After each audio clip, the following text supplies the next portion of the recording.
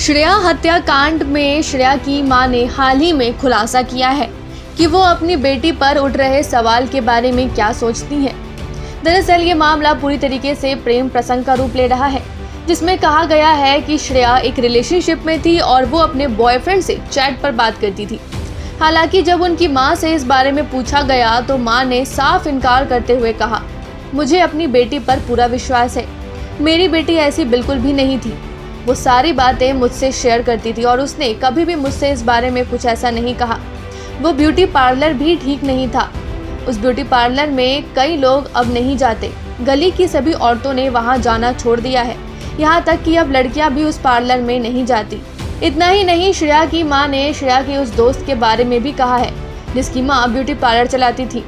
वो बताती है, वो देर रात जब हमारे घर आई थी तो हमें लगता था कि भला उसके माँ बाप उसे क्यों ने कुछ नहीं कहते।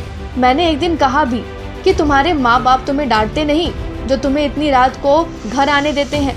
तो ऐसे में वो कहती है कि नहीं, कोई दिक्कत नहीं होती। हालांकि उसने हमारे ही डर से हमारे घर आना छोड़ दिया था। श्रेया की मां ने दोस्त पर तो बात कही ही थी, इसके अलावा भी वो पुलिस प्रशासन को आज भी अपनी बेटी की मौत का जिम्मेदार मानती है। उनका कहना है कि अगर प्रशासन ने उस वक्त एक्शन लिया होता तो आज उनकी बेटी उनके सामने होती। वहीं इस मामले में अब तक 2 लोगों को गिरफ्तार कर लिया गया है, जिसमें ये निकलकर सामने आया है कि श्रेया के साथ बर्बरता के बाद उसकी हत्या कर दी गई थी और फिर गला घोंटकर शव को 2 दिन तक लगातार होटल के रूम में ही रखा गया। इसके अलावा आरोपियों का प्लान था कि इस शव को वो ऑल्टो कार में रखकर नहर में बहा देंगे, जैसा कि उन्होंने किया भी। वहीं आरोपियों ने अपना गुनाह कबूल भी कर लिया है।